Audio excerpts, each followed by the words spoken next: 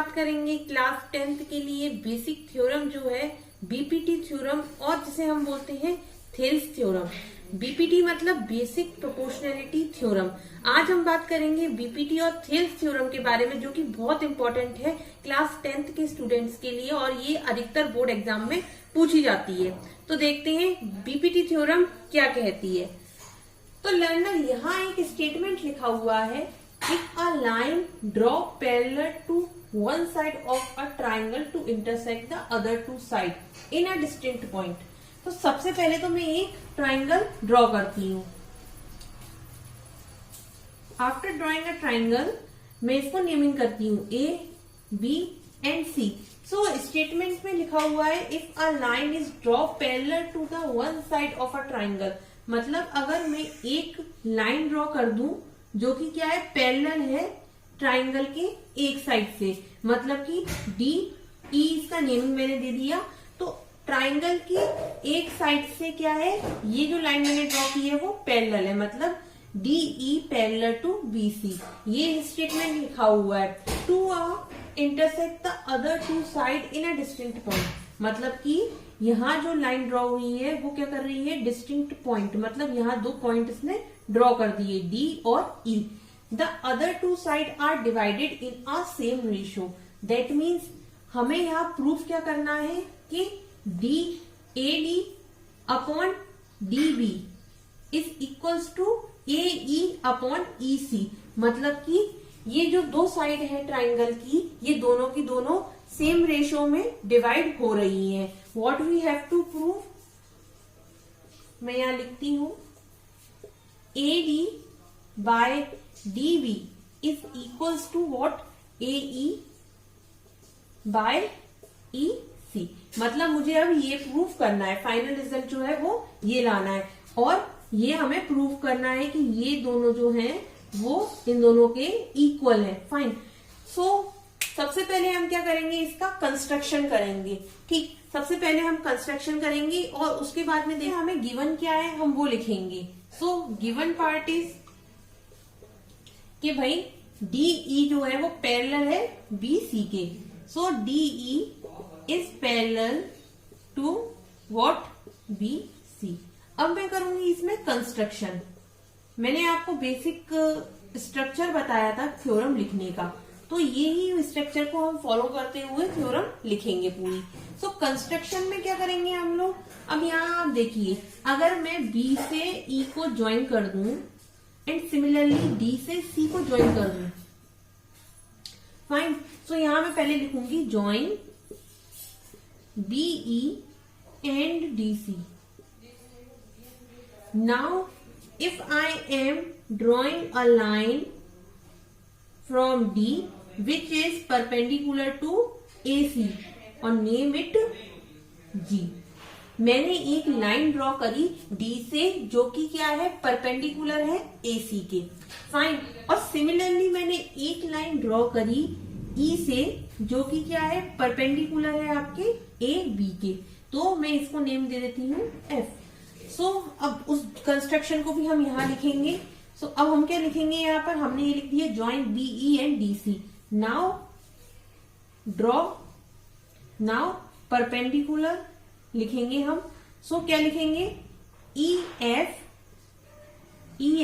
जो है वो परपेंडिकुलर है किसके, ए बी के, एंड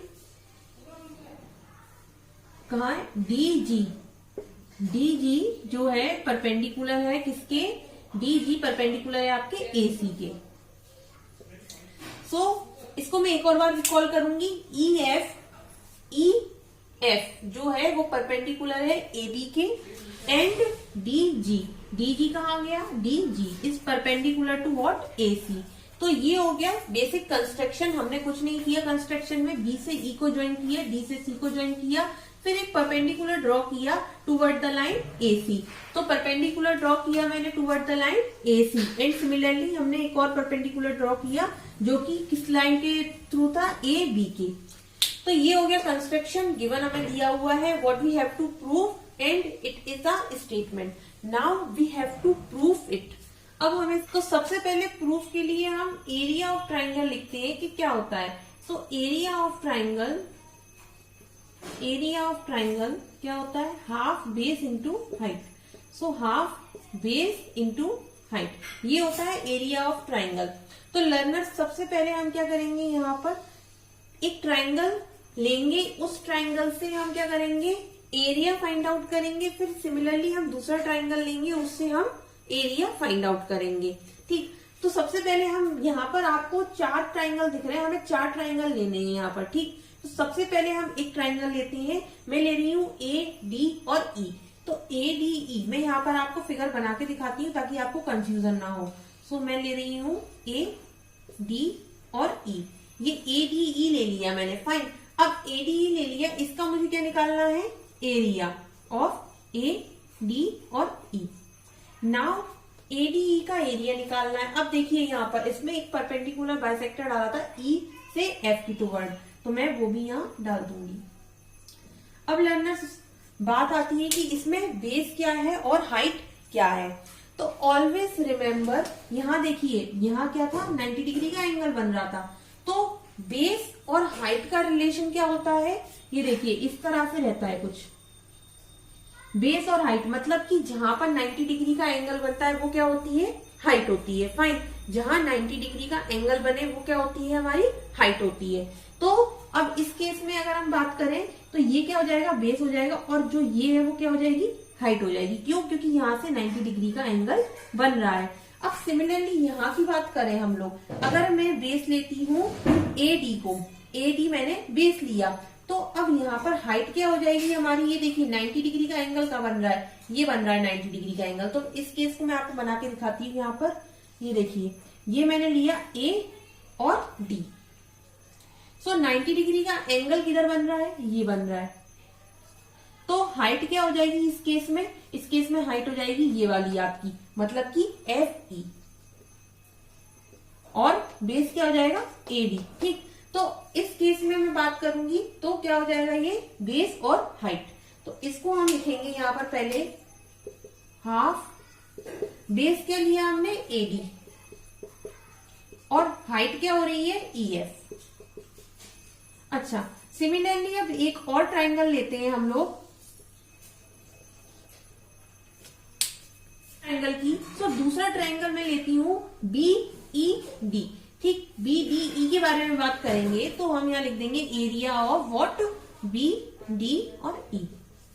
तो अब मैं बी, डी, ई के लिए यहाँ पर आपको कंस्ट्रक्शन करके दिखाती हूँ। देखिए इस तरह से कुछ बना हुआ है बी, डी, ई, वो मैं आपको बना के दिखाती हूँ। यहाँ पर ये देखिए कुछ इसी तरीके से बना हुआ है, इसका नेमिंग कर देते हैं D, E and what, B. ये बना हुआ है। अब इसमें वही लॉजिक है कि बेस कौन सी है और हाइट कौन सी होगी।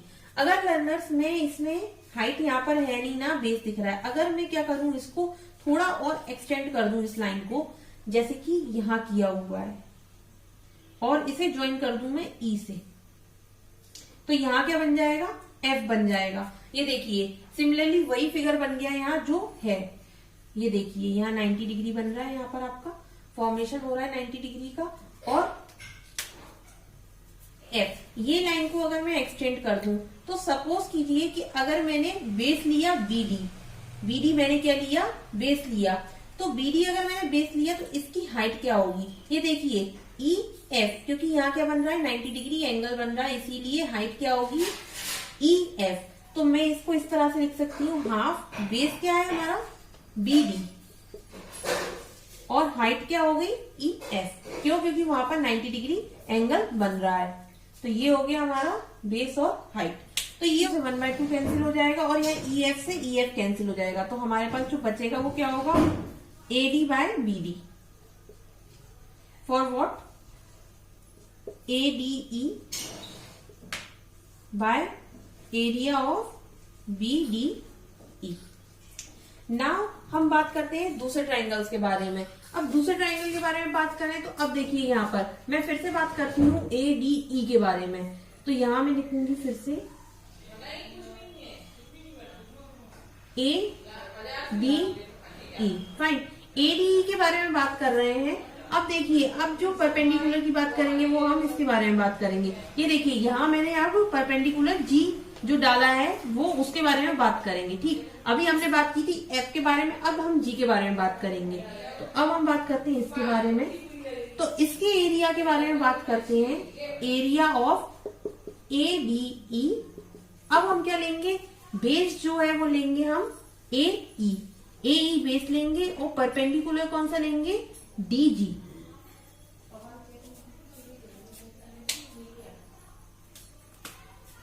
सो हाफ बेस कौन सा लिया मैंने, ए ई, और डी जी क्या लिया मैंने, हाइट, क्यों 90 डिग्री एंगल बन रहा है इसीलिए।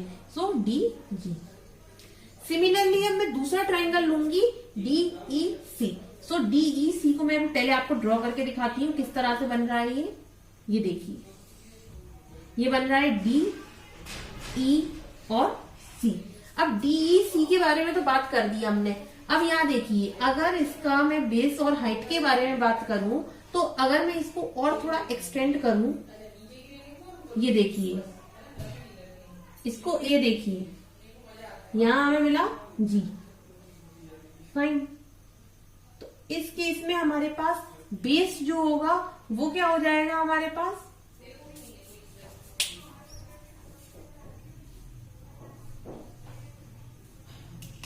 हमारे पास बेस क्या होगा EC, और हाइट क्या होगी यहाँ पर DG। क्यों, क्योंकि यहाँ से 90 डिग्री एंगल बन रहा है। मैं यहाँ पर अगर area what DEC half into what we have to do, EC is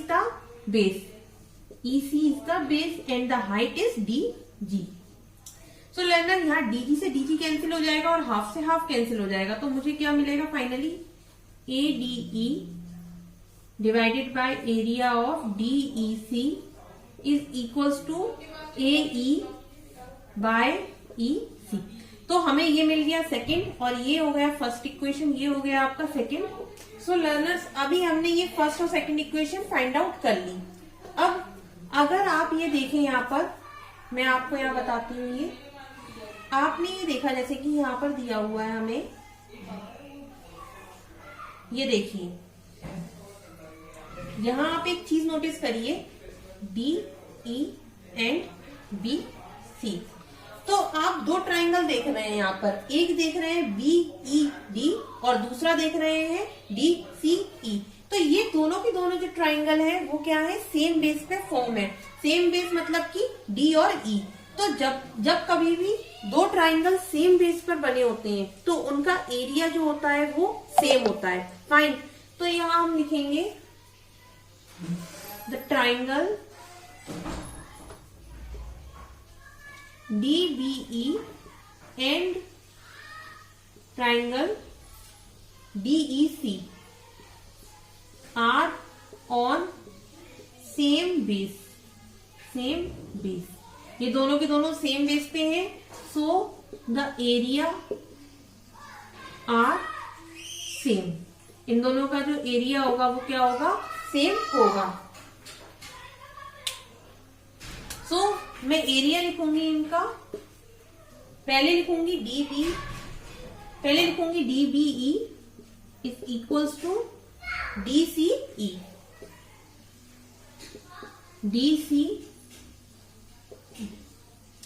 now इन दोनों का हम रेसिप्रोकल कर देंगे अब।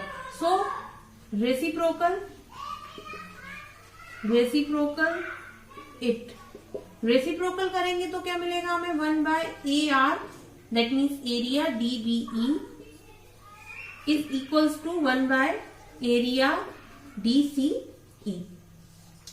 अब अगर मैं इसमें मल्टीप्लाई करूं ADE का, multiply by triangle ADE on both side. अगर मैं बोथ साइड मल्टीप्लाई करूं, ए करने पर क्या होगा, ADE अपॉन व्हाट, DBE। मैं यहाँ एरिया लिखना भूल गई, आप भी यहाँ लिख दीजिए एरिया एंड द एरिया, क्योंकि हम एरिया ही फाइंड आउट कर चुके हैं। यहाँ क्या लिखेंगे, ADE एंड क्या लिखेंगे, area of what, D C. तो अब देखिए learners, A D E upon D B E. अब अगर मैं फर्स्ट और सेकंड जो इक्वेशन बनी थी मेरी, उससे अगर मैं इसको कंपेयर करूं, तो यूजिंग फर्स्ट एंड सेकंड